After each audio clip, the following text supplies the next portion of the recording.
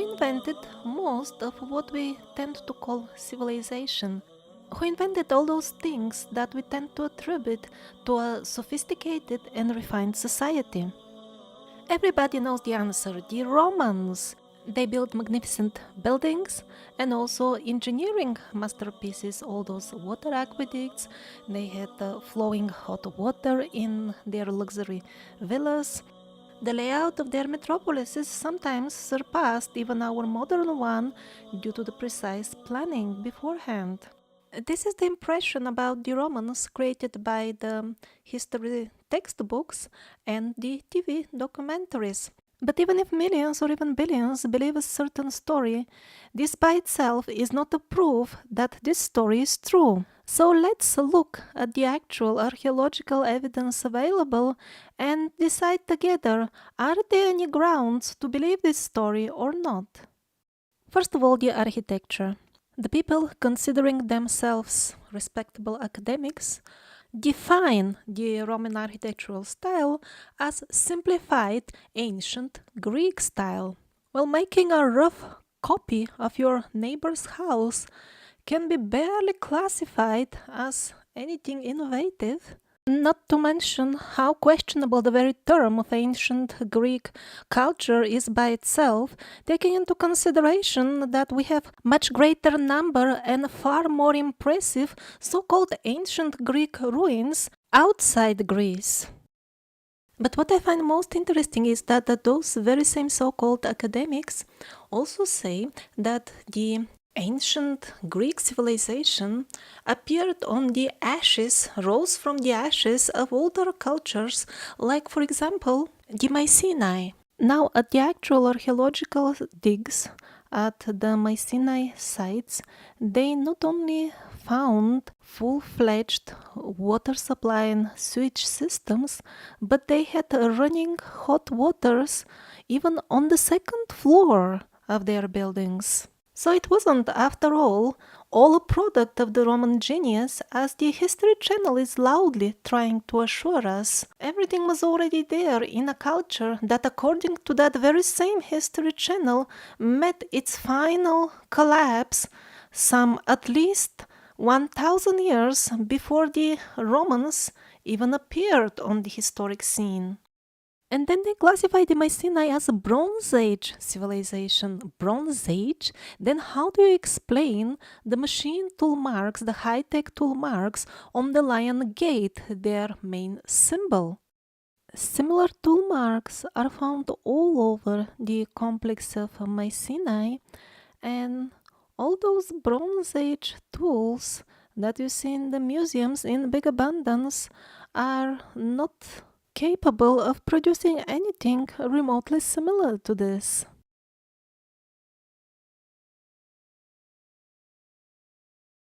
The tools and techniques used here were the same as those used on the famous Egyptian and Peruvian megaliths.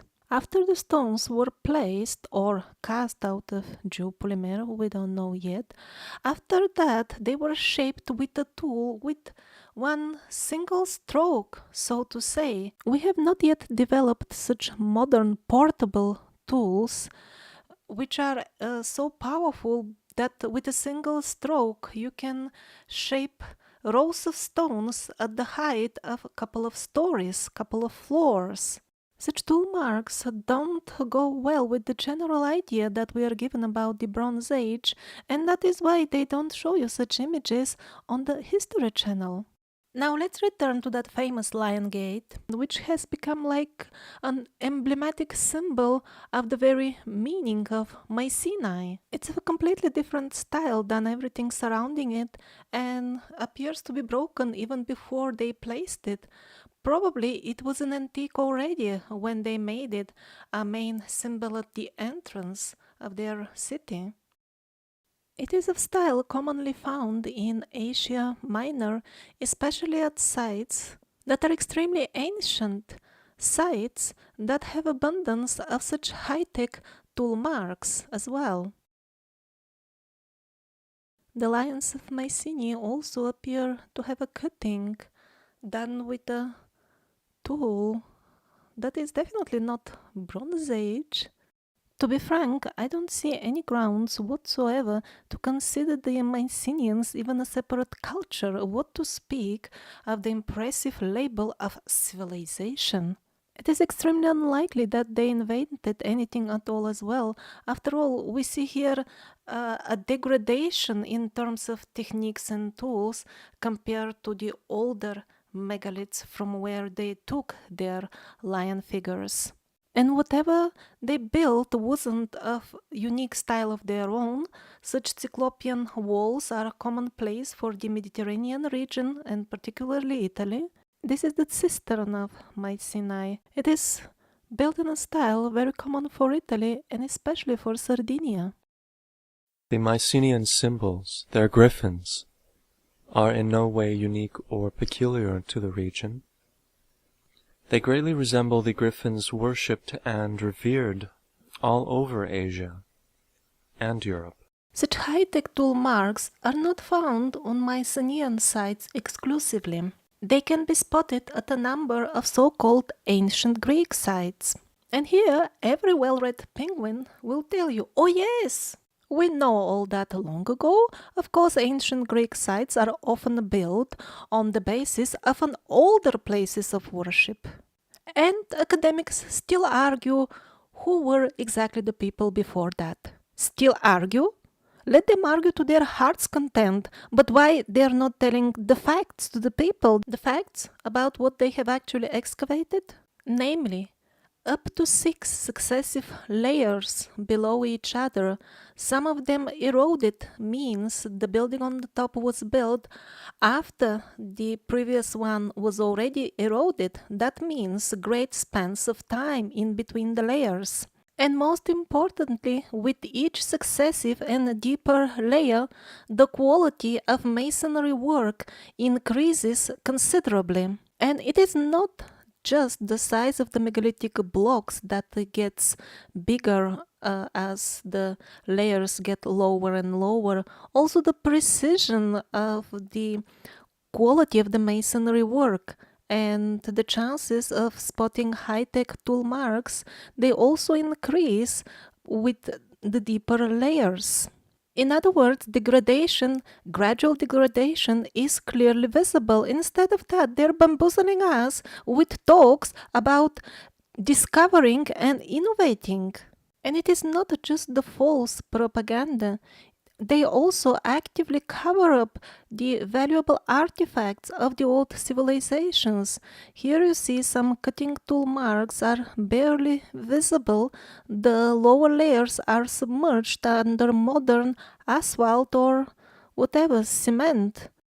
And all that is going under the misleading slogans of preservation and restoration. In reality, most of what the general tourist would see on the so-called ancient Greek sites are modern buildings, some of them artificially aged.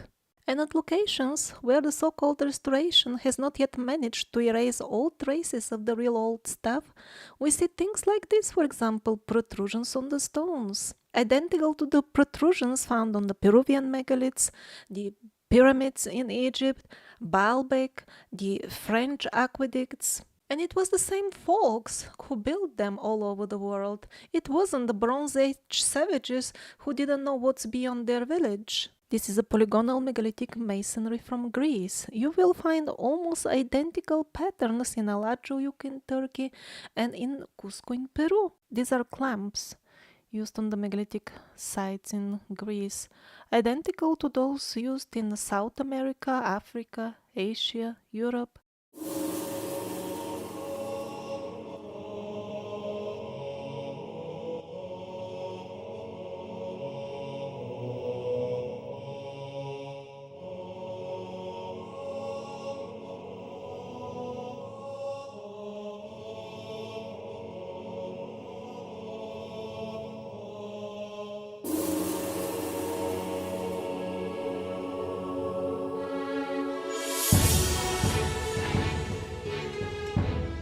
So let's get back to the original question. Did really the Romans invent any of the goodies of what we call civilization, or not really? So what about the Roman water aqueducts, for example? built with such a precision that they are accurate to the millimeter. Interestingly enough, impressive big Roman aqueducts are found in abundance in dozens, if not in hundreds, in America, mainly in Mexico. The Penguins assure us that the colonialists built them because they cared so much for the locals. Did they? Strange that some of the aqueducts actually feed pre-Columbian cities like those of the Aztecs. It is also somewhat mysterious that the colonialists who loved the locals so much that they did time travel to Roman times to learn how to build aqueducts with them. So after these loving people met the locals, somehow a very small fraction of the local population remained alive. And I would agree that the Roman aqueducts in America would be some peculiar curiosity of history that we simply can't understand or explain if there weren't hundreds, if not thousands, of Roman artifacts found in both Americas, as we're gonna see in the episode about both Americas. I would believe that the aqueducts are some sort of strange exception if there weren't what we call European-style ports submerged in the Bahamas, along with ruins of large platforms and foundations of buildings in a similar style. So this documentary is not gonna be like, oh, it wasn't the Romans, it was actually their neighbors. No, I'm gonna touch much more fundamental problems, like the fact that we have been indoctrinated into believing so many mistaken terms in which we try to define our history that sometimes we lack even basics like the vocabulary to start investigating what actually happened in the past. For example, the cities in South America were full of Greco-Roman statues. Again, we are told it was all done by the colonialists. Which colonialists?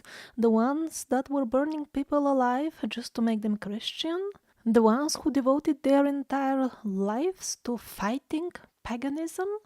We're supposed to believe that those very same people made fantastic statues of the very same gods of the pagans, inviting women, barely dressed, and men wearing only a vine leaf, and put them on the top of their most respected social buildings in the cities?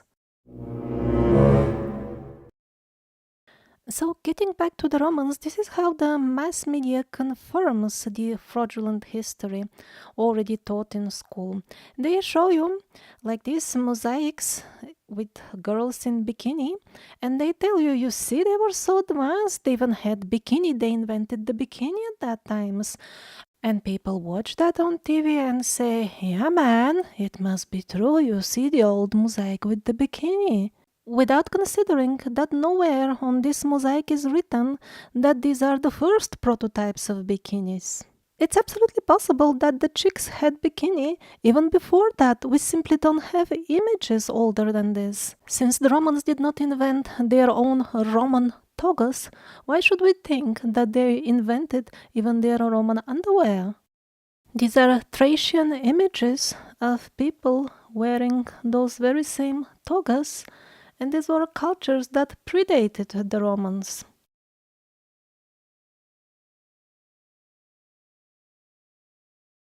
And these are your Roman togas, which many millions of women wear even nowadays in Asia.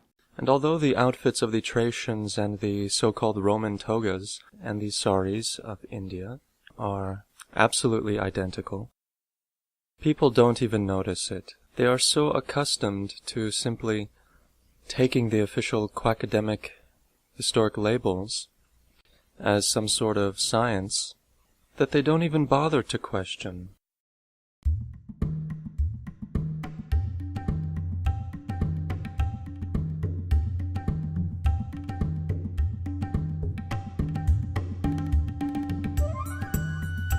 And I'm not talking about some minor details, the so-called mysteries, small, unexplained parts of our past.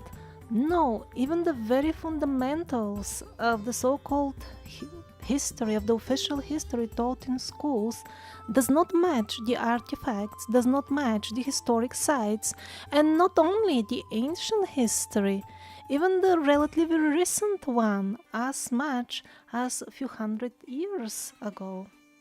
For example, guess which city is this? I'll give you some clues. This was a resident of this city. This is how it looks nowadays. The answer to the quiz is Tokyo. Did you get it right? I doubt, because these things shouldn't have been there. Because when in Europe, people were building in the so-called neoclassical style, which is yet another extremely misleading label, then Japan lived in almost complete isolation from the world. So blinded in their fanatic beliefs in the academic stories about history, people just assume that they must have been built after Japan got open to the world. But is this really, possible? This means clearing up large parts, the very central parts of their traditional city, just completely demolishing all buildings. Nothing like this is recorded. But just imagine, is it really thinkable that the Japanese people, the traditional Japanese people, would have demolished their best traditional buildings without telling anybody, without recording it anywhere, bring a bunch of foreigners, which they don't trust even till nowadays, to build new centers of all their cities from scratch in a style which at that time is already going out of fashion. And this man, by the way, is Okubo Toshimichi. This is a unique photograph from a Japanese museum of one of the last royal samurais. He shouldn't have looked like that from the stories we are told by the Quackademia. This is how real samurais should have looked like. That's what people think. Well, these are actually actors. And it's not just the style that shouldn't have been there if the official history was correct. Also, there are megaliths woven within the structure of those very same buildings that should not have been there. And not just any megaliths, but polygonal megaliths, very much like those of Peru, Turkey, and Egypt. There is no coincidence, even the clamps match.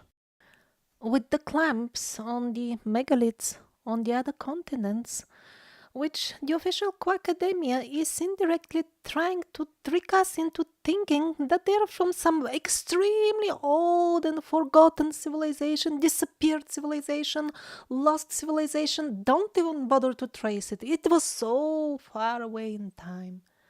No, it wasn't so far away back in time. At least its end.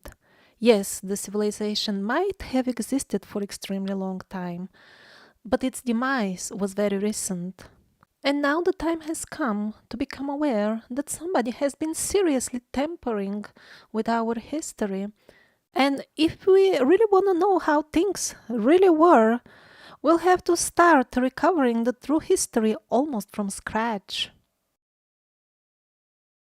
So, since we didn't have any luck with the Romans in terms of finding any actual proof that they indeed placed the bedrock of what we call civilization, let's try with some other famous ancient civilization, for example, the Indus Valley, also known as the Harappan civilization, its most famous site probably being Mohenjo Daro.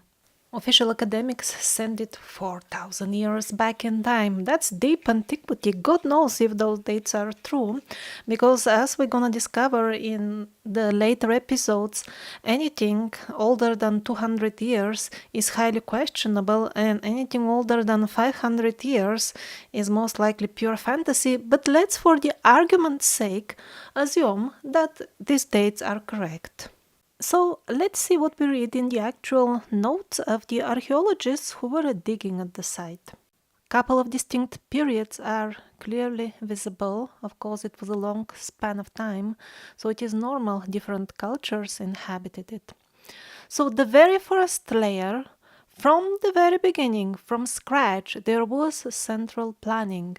There was sewage, there was flowing water, There were wells. Everything was laid out on a plan before even the city appeared. So it wasn't chaotic, just a settlement, and then a few more people joined and decided to make a well. Oh, then let's build a house. No, central planning from the very beginning. And not only the cities were properly laid with streets straight and everything, the full civilization was centrally planned. There were factories manufacturing various goods. And it was remarkably well organized. Certain parts would be manufactured in a given city, and then transport would be organized. The full manufacturing process will continue in another city. So we are already talking about well organized infrastructure with complex components. This golden period ends abruptly by people simply dying on the streets. There is nobody to even bury them. We are told by the penguins that it is all mystery. This is a proven trick. It works to tell it's a mystery so that we can ignore the legends which tell us in detail what kind of weapons were killing people like this. And of course, now the full site is restored, improved.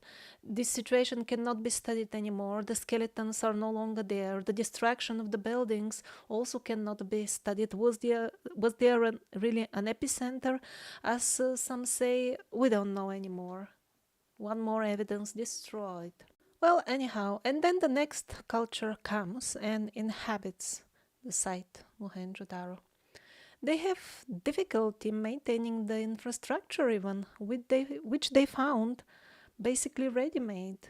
For example, the water supply system starts deteriorating because it lacks maintenance, the public wells don't get serviced fast enough, things like that. Then as few more cultures take over the place, it progressively gets worse and worse. They cannot maintain it, and at the end, it boils down to living in torn down houses. Wherever the roof is still standing, they inhabit those rooms, and they even start using the houses in some of the quarters as burial places. In other words, the organized society has simply fallen apart, total decay. So I'm asking, where in all this do you see any progression, any innovation, any discoveries, any progress? None of that. Instead, we see a straightforward confirmation of the legends, which are, by the way, the oral history that has survived nowadays. It has survived the destruction of the old authentic books. And not only the degradation proves the legends as more reliable history than what we commonly see on TV, but also the fact that knowledge comes in a ready-made form, really exactly as the legends from all continents describe it. Somebody comes and teaches the people arts, medicine, installs social law, establishes infrastructure, teaches people how to maintain it. There were no findings suggesting that before the Indus Valley civilization in these regions there was any sophistication whatsoever, any gradual formation of anything at all. It just came in a ready-made form. And in addition to all that, this swastika symbol was found in Mohenjo-daro, an extremely ancient symbol of good luck and prosperity, which, again, strange enough, appears at various places on various continents where advanced knowledge all of a sudden appears out of nowhere. Now, in terms of the role of organized religion in nowadays society, it seems that relatively few people actually meet God face to face after being members of a particular group. But there is something else that has been working very effectively. People's consciousness is flooded daily by numerous stories of people acting violently, led by religious fanaticism. Because after watching TV for even a couple of minutes, one falls into the state of hypnosis. Although it is a light hypnosis, still it is, and the very definition of hypnosis is a state of high suggestibility.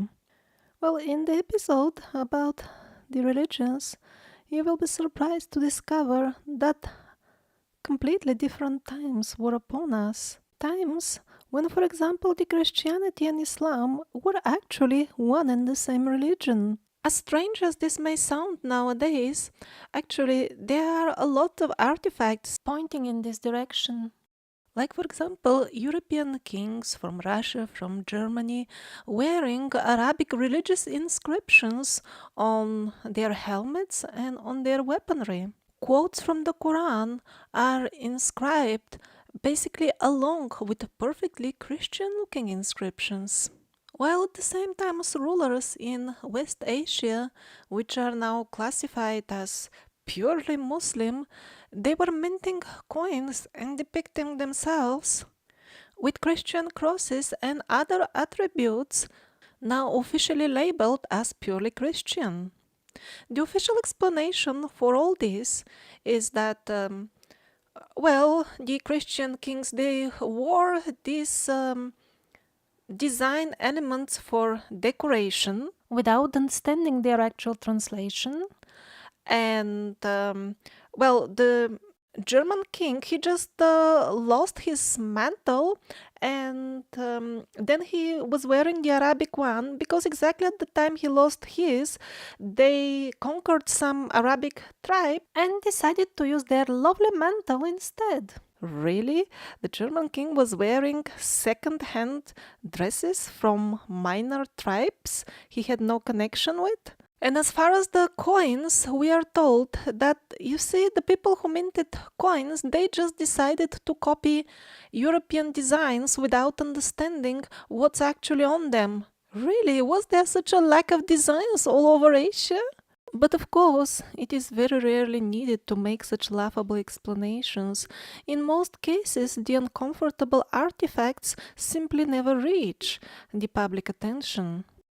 And even when people do notice and think, this is off, this doesn't sound right, they don't even know what to make out of that, because they are tamed by the TV to classify it as some sort of strange mystery.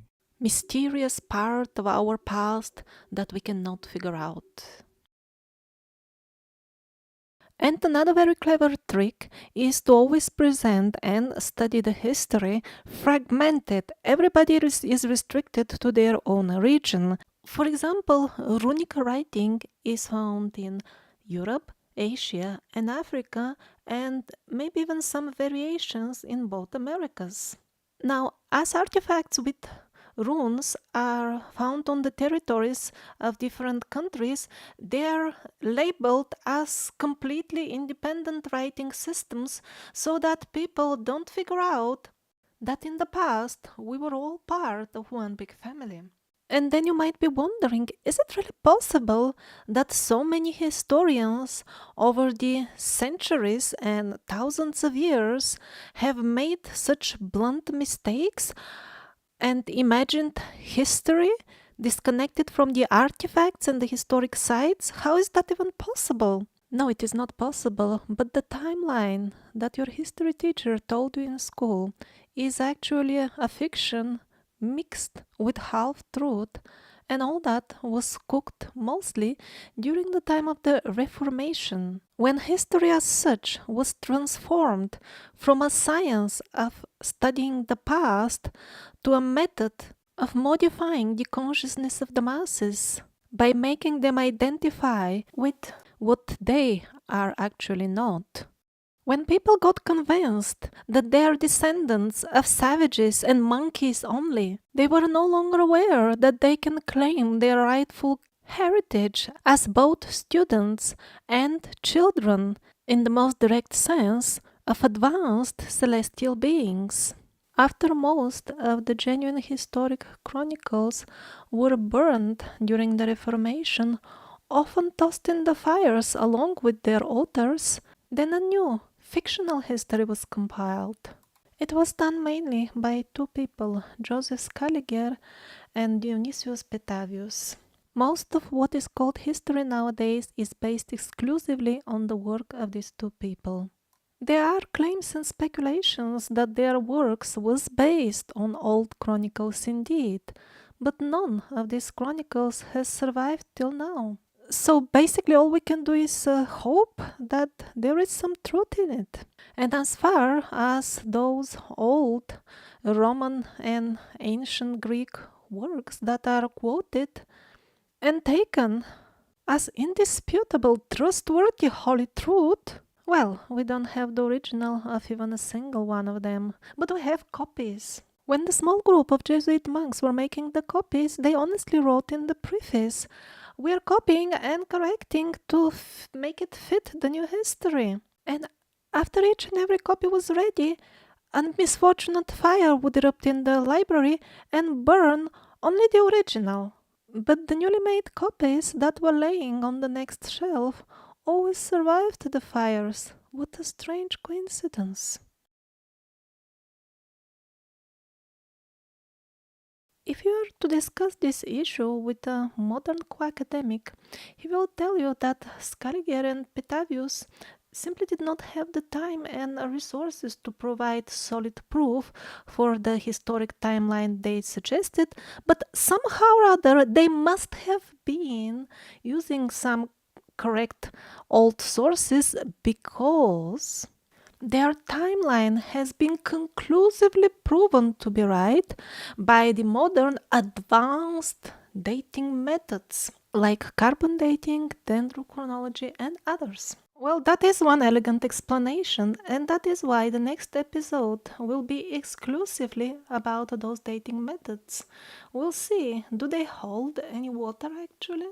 Because if it did hold water, then why it is a commonly accepted practice in most laboratories who do carbon dating, for example, nowadays, to require, along with every sample submitted, a sample suggested historic period to which the given sample should belong. And the suggested date is always right. Isn't that fabulous?